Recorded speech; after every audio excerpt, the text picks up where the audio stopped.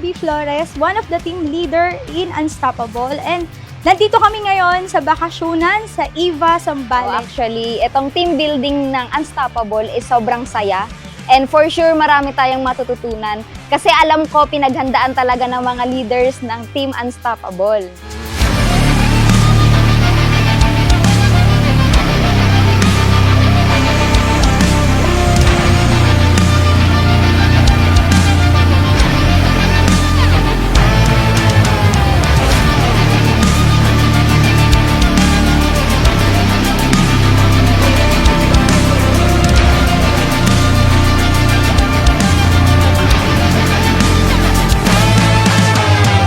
Masabi ko sa experience na to, napaka-saya niya at pagdating sa mga laro, kakaiba at extreme, yun nga, makakatulong siya sa amin. At the same time, since nasa sales kami, madalas kaming hindi nakakapag-gantong activity, so napaka-helpful nila para sa amin. Itong team building na to is hindi talaga malilimutan kasi ang daming mga magsasalita sa harap kung ano yung na-experience sila doon sa travel incentives na binigay ng company. I am looking forward for the future of Team Unstoppable. So, I'll be there. I'm going to make sure na magiging present ako dyan. So, stay tuned then next year.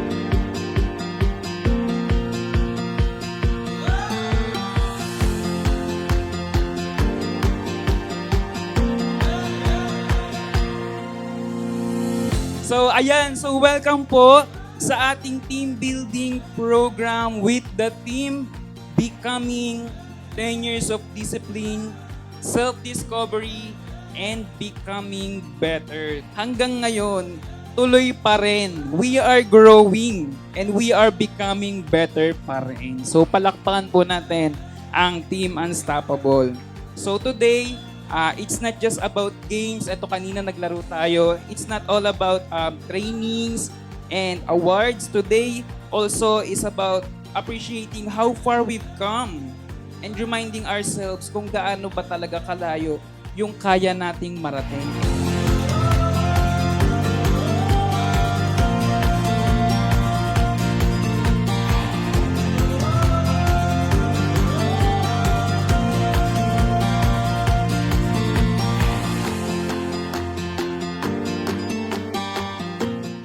Independent and strong woman dun sa mentor ko kasi talagang siya yung naghubog sa akin para mas patatagin pa yung loob ko, para ma-handle ko kung ano pa yung mga bagay na struggles na dumadating sa akin. Kailangan mo talagang i-adapt yon sa industry ito na baguhin yung sarili mo. You always have to be strong kasi mindset talaga ang dinevelop dito. Grateful ako nung nag-start pa lang ako kasi nga alam ko na kaya ko siya at hindi pa ako nagkamali.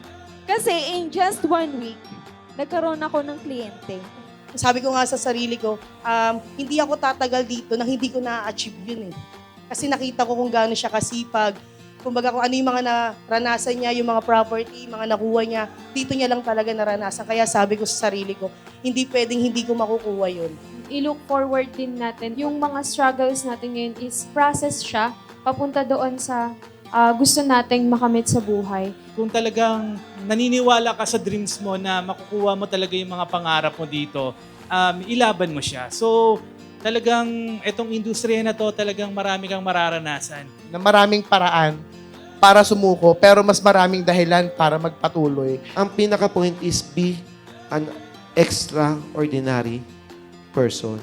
Kung gusto mo talagang maging successful sa ginagawa natin, kailangan mo lang magpatuloy ng magpatuloy kahit nadadapa ka na. With the right environment, with the right people na kasama mo, na align sa mindset na meron ka, dun ka mananalo.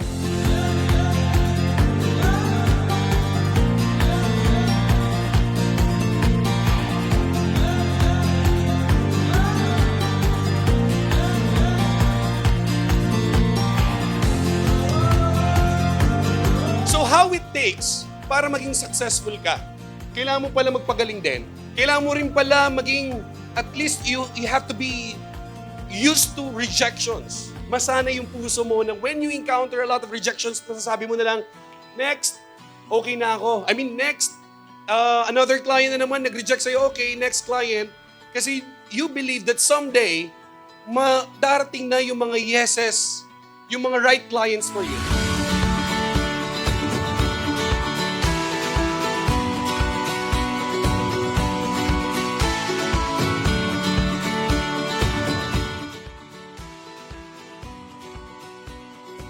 Dito nyo marirealize yung mga mentors, bakit ginagawa yung mga mahihirap na desisyon kahit yung bagay na yun ayaw mo.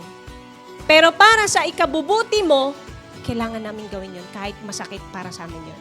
Pero at the end of the day, sinasabi ko sa'yo, it's all for you. Para sa ikabubuti mo palagi. Yung gusto namin. Kaya namin yung ginagawa. Sobrang ko ngayon, hands up ako ngayon. Ang dami kong natutunan, ang dami kong nalaman na hindi lang siyempre sa pagmumotor, hindi lang pwede sa kung ano naman sa ginagawa ko sa buhay. So, para din sa sarili mo, para maging growth din sa sarili mo. I'm so grateful na nakapag-share ako ng inspiring stories kung paano ako nag-start at ngayon na nakuha ko na yung resulta na dati pinapangarap ko lang siya.